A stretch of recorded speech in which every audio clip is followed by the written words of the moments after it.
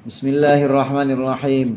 Qala al-musannif rahimahullah wa nafa'ana bihi wa bi'ulumihi fid dharaini. Amin.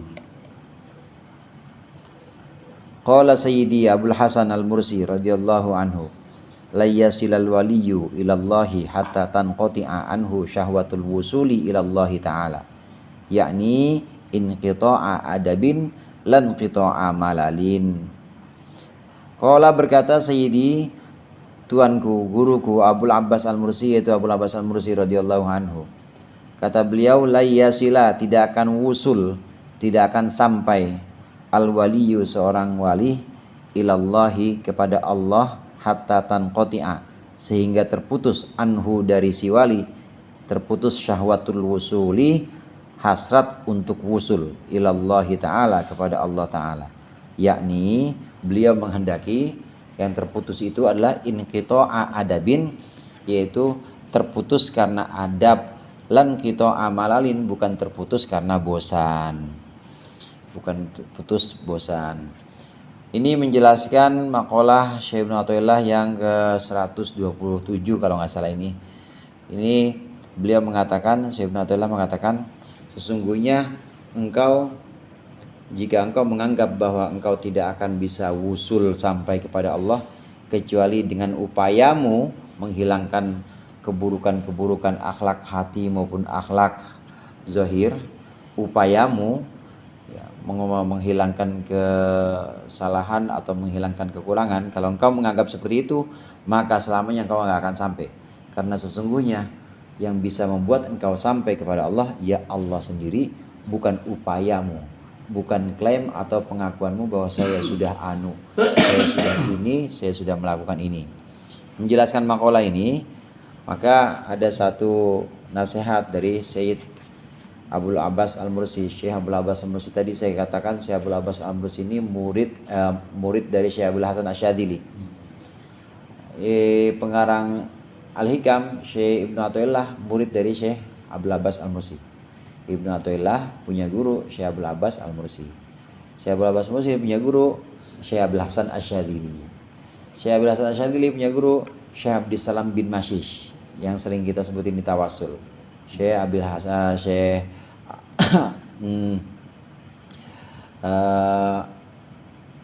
Syekh Abdissalam bin Mashish itu guru dari Syekh Abdul Hasan Asy-Syadzili.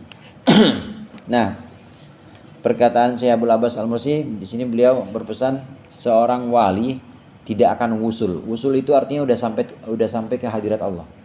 Udah sampai kepada Allah, namanya wusul. Istilah dalam tasawuf sebutannya wusul. Seseorang wali tidak akan wusul kepada Allah hingga dia terputus dari hasrat untuk wusul. Seorang wali tidak akan wusul kepada Allah kecuali dia menghilangkan hasrat untuk wusul. Jadi selama masih ada hasrat, ambisi, kepenginan, saya pengen sampai kepada Allah, saya pengen dekat pada Allah, selama masih ada kepenginan seperti itu, hasrat itu gak bakal sampai. Karena hasrat itu sendiri adalah hawa nafsu. Karena keinginan itu sendiri adalah hawa nafsu. Nah, terus bagaimana putus itu semua? Putuslah keinginan-keinginan atau ambisi-ambisi untuk bisa wusul, ambisi untuk bisa mengenal Allah, hilangin semuanya. Tapi catatannya di sini yang dimaksud memutus tadi bukan memutus karena bosan. Maksudnya karena bosan ini karena bingung lah, gue salah semua. Katanya tadi aku udah mendekat pada Allah, tapi pengen ada dekat sama Allah dilarang juga. Bukan begitu maksudnya. Bukan memutus karena kebosanan, bukan, atau kebingungan, bukan. Tapi memutus karena adab. Artinya karena adab di sini, hadirin, artinya memang kita kok bisa-bisanya kita seorang hamba berharap dan punya satu angan-angan dekat sama tuannya. Kan kita sangat hina, kita kan sangat rendah. Ini namanya adab. Ada rakyat jelata atau hamba sahaya, tapi dia ngarep-ngarep banget ada di sandingnya raja. Itu kan nggak ada adabnya. Nah, untuk menghilangkan ini, su'ul adab yang seperti ini, menghilangkan adab yang buruk seperti ini, maka sebagai hamba yang sesungguhnya, maka jangan punya hasrat atau jangan punya ambisi saya ingin dekat dengan Allah, jangan punya ambisi. Terus gimana? Ibadah aja udah ibadah. Ibadah aja yang tekun. Ibadah di sini bisa bentuknya sholat, zikir, ngaji, lillahi ta'ala. Nanti kalau udah waktunya Allah sampaikan, waktunya Allah berikan usul sampai nanti. Ini yang dimaksud memutus adab.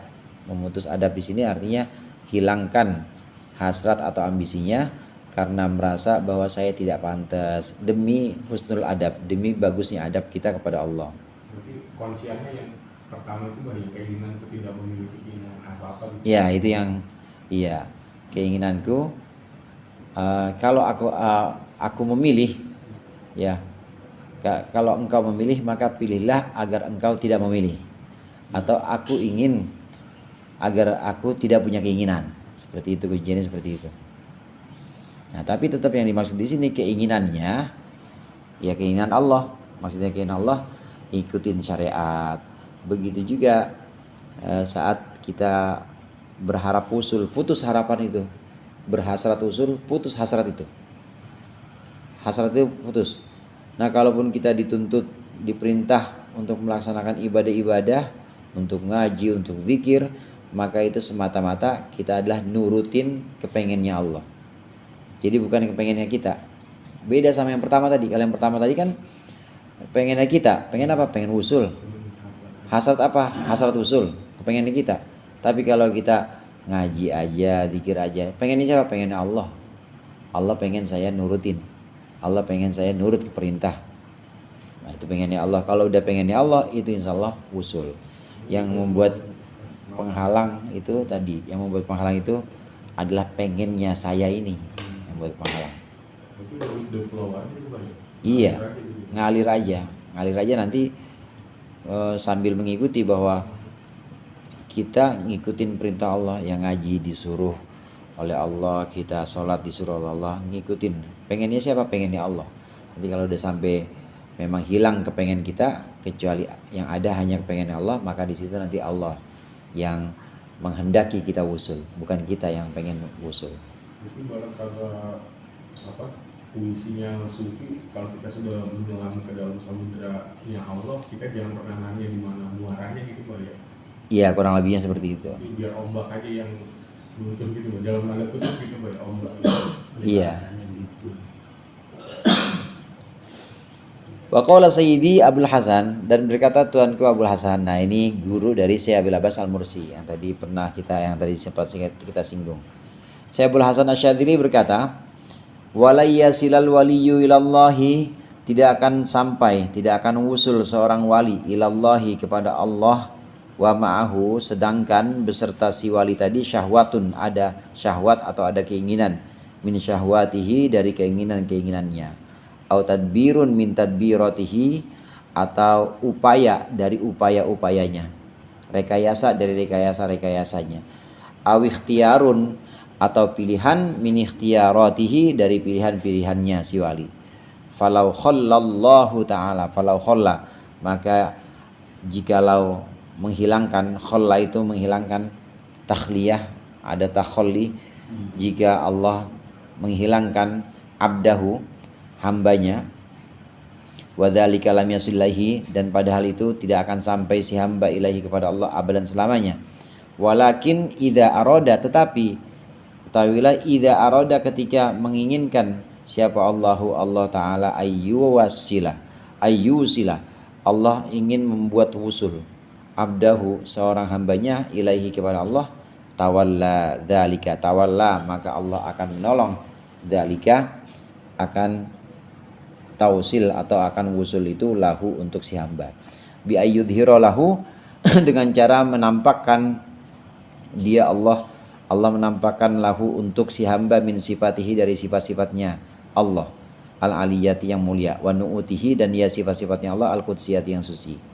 Ma, Allah tampakkan sesuatu, yughibu yagibu bidzalika, yang bisa hilang sebab sesuatu itu, apa? Sifatu abdihi, sifat si hamba tadi, wa nu'utuhu, dan sifat juga sifatnya si hamba, anhu, dari Allah, wa yakunu dzalika, dan adalah itu semua alamatan, sebagai tanda ala mahabbatihi, sebagai ala mahabbatihi, atas tanda atas cintanya Allah lahu kepada si hamba.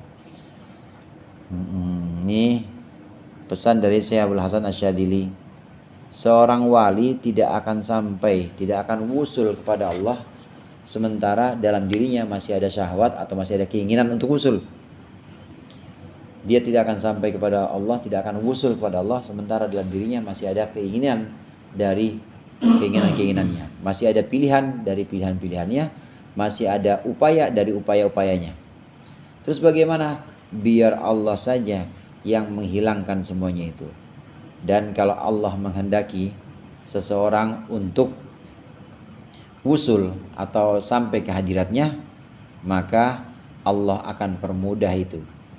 Allah akan munculkan dia, Allah akan munculkan satu sifat dalam diri si wali ini dari sifat-sifat mulia Allah. Di mana dengan itu maka sifat kehambaannya itu hilang. Sifat si hamba tadi hilang. Nah, ini bukti dari cintanya Allah kepada hamba itu.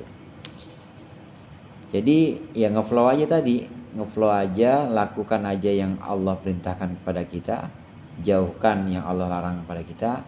Itu karena kita menghamba atau karena kita tunduk patuh sam'an wa ta'atan, ikutin aja pokoknya. Nah, saat sudah seperti itu, tidak ada pamrih atau tidak ada tujuan pengen dekat sama Allah, nanti Allah sendiri yang cari. Kemana nih yang biasa ngaji, kemana nih yang biasa zikir, kemana yang biasa sholat nih? Oh, ada di sini. Di mana aja dicari oleh Allah. Dan udah waktunya memang Allah sampaikan atau Allah bikin dia wusul itu. Dan itu bukan kepengennya dia, bukan kepengennya si hamba, tapi itu adalah kepengennya Allah. Allah yarham Gus Dur, ya Abdurrahman Wahid, itu tidak pernah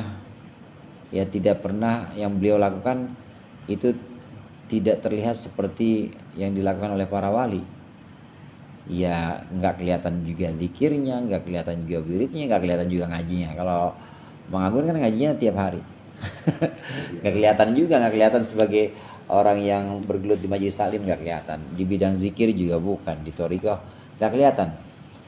Tapi kehambaannya atau ubudiyah istilahnya itu, ubudiyahnya sudah demikian sempurna.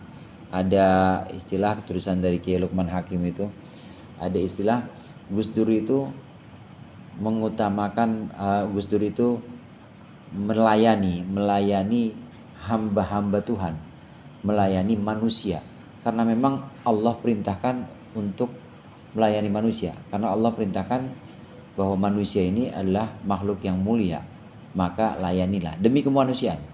Orang mana aja oleh Gus Dur ini dilayani, dan di mana aja itu Gus Dur menjadi pelayan kemanusiaan tanpa ada pamrih, bisa dikatakan dengan pembahasan kita di sini, tanpa ada hasrat atau ambisi buat sampai pada Allah untuk usul.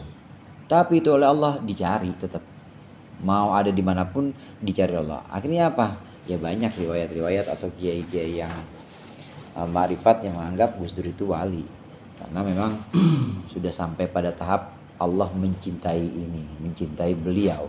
Dimanapun kumpul sama orang miskin, kumpul sama orang-orang yang kelihatannya hina, tetap aja Allah cari. Dan Allah angkat sebagai walinya, Allah angkat sebagai kekasihnya. Ini tanda bahwa seorang wali ini tidak ada hasrat untuk usul, tapi menjalankan perintah-perintah Allah aja. Allah perintahkan untuk melayani manusia, untuk mengabdi kepada kemanusiaan. Nah, kalau sudah sampai seperti itu, udah menjalankan perintah Allah dengan tulus, maka Allah langsung yang membantunya, Allah yang mengangkatnya, dan itu jadi tanda bahwa Allah benar-benar mencintai ini. Gimana nggak cinta orang nurut sama Allah? Nah, kalau sudah nurut sama Allah, maka Allah yang angkat. Jadi yang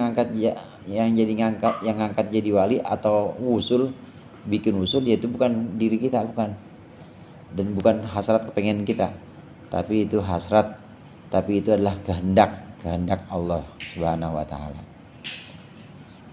Ini usul. Mohon maaf kalau dalam perjalanan kita ini masih suka kepleset.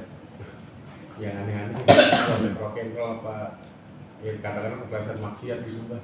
Itu kira-kira aduh udah lanjut aja gitu dengan yang tadi apa kamu bilang Allah kan 20 orang itu ngampun gitu apa apa apa kita apa ya berhenti sejenak untuk menyesali atau apa dan kayak gitu deh Pak untuk menyesali atau merenungi apa kita udah lanjut aja terus dan nanti sambil jalan terhapus terbimbing gitu Pak. Harus iya. Tetap harus penyesalan, taubat tuh harus. Jadi nggak bisa dilanjut aja, ntar nggak bisa. Harus ada penyesalan. Karena penyesalan itu tanda dari taubat. Tanda harus ada penyesalan. Kalau tidak ada penyesalan itu berarti menikmati itu. Harus ada penyesalan. Kemudian selain ada penyesalan, ada tekad untuk tidak mengulangi lagi. Kemudian selain itu berhenti, besok-besok jangan begitu lagi. Nah kalau begitu lagi berarti belum taubat kalau begitu.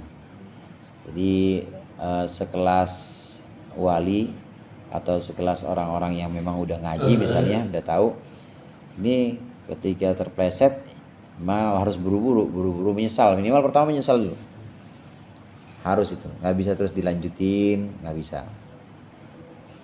Jadi sikap yang ada itu adalah taubat.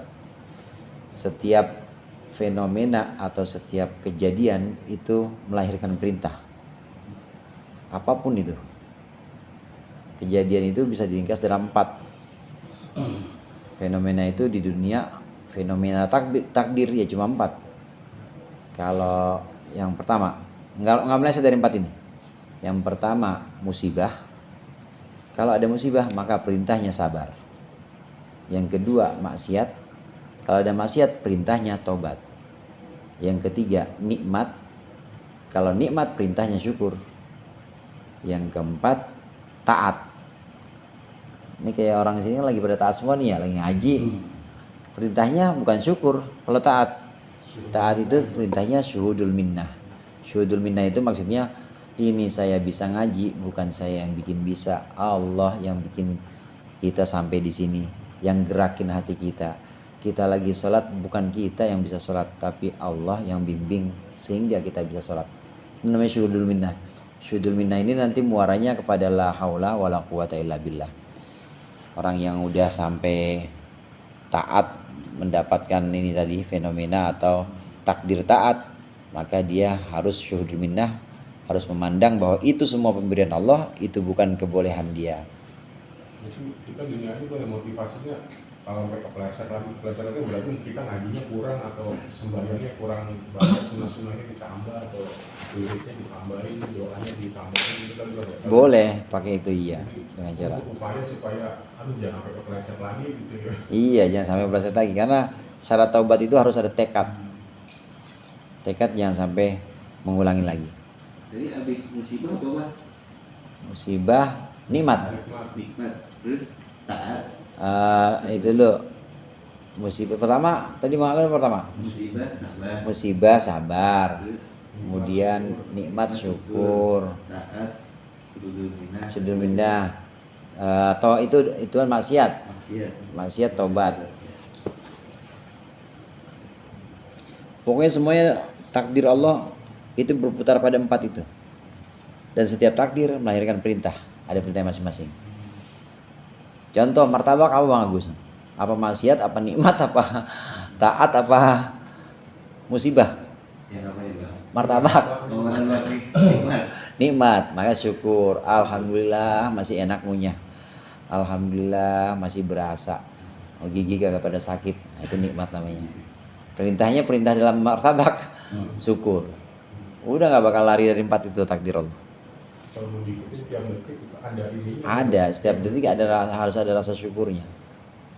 Karena setiap detik itu ada nikmat. Atau setiap detik itu ya ada fenomena 4 itu tadi. 4 takdir. Berarti udah mulai masuk ke dimensi juga ya, maksudnya udah antar dimensi nih, dimensi ketuhanan, udah dimensi ini apa ya? Kalau ini setiap detik ada, misalnya ini aduh nggak dapat begini kan tiba-tiba lantas kan kita astagfirullah nanti habis di sini disuguhin martabak ya kita suka. Iya, hampir setiap udah masuk dimensi juga ya. Iya. Dimensi, semua udah bukan dimensi apa materi lagi nih Boy ya, kalau kita Iya. main di hitam ya Boy ya. Jadi Iya. kita main di material juga nih Boy ya. Kita main udah di- yang material. Udah masuk ke dimensi lain, bukan hanya dimensi materi. Bahkan tidak ada satupun dari helaan nafas kita kecuali di situ ada perintah Allah. yang harus kita jalankan. Ya mungkin syuhudul minnah, mungkin tadi taubah, mungkin syukur, mungkin sabar. Dan nggak boleh terlewat itu. Dan itu kalau udah terlewat nggak bisa dikodok. Beda sama sholat. Sholat itu perintah-perintah Allah yang ada waktunya. Kalau perintah Allah yang ada waktu khusus itu masih bisa dikodok, bisa diuber dan ditambal. Nah kalau perintah yang udah lewat seperti ini, tadi yang saya bilang fenomena takdir, kalau udah kelewat udah nggak bisa dikodok, udah lewat. Berarti ada berapa kali syukur yang kita luput dan lewat. Ada berapa kali taubat yang kita lewatkan, ada berapa kali syuhudul minnah yang kita lewatkan. Nah, untuk mempermudah itu memang semua jadinya sikap hati. Sikap hati Bang Doni. Jadi sikap hati di sini ya Allah aja. Allah, maksudnya Allah ya Allah. Allah kita nggak bisa apa-apa. Kalau udah Allah Allah aja udah simpulnya di situ. Mohon maaf itu loh, walaupun kita kan itu kita bisa ibadah syukur gitu ya. Bisa, syukur. Teman-teman yang di khusus buntu aja belum tentu belum boleh. Iya, pulang kan ya, iya. gitu ya. Allah. Balik ke sikap syukur. Baik, Bapak. Terima kasih banyak. Bro. Kama asyara ilahi biqaulihi fil hadisil qudsi fa idza ahbabtuhu kuntu sam'ahu alladhi yasma'u bihi wa basarahu alladhi yubsiru bihi wa yadahu alladhi yabtishu biha wa rijlahu allati yamshi 'alaiha wallahu a'lam bissawab.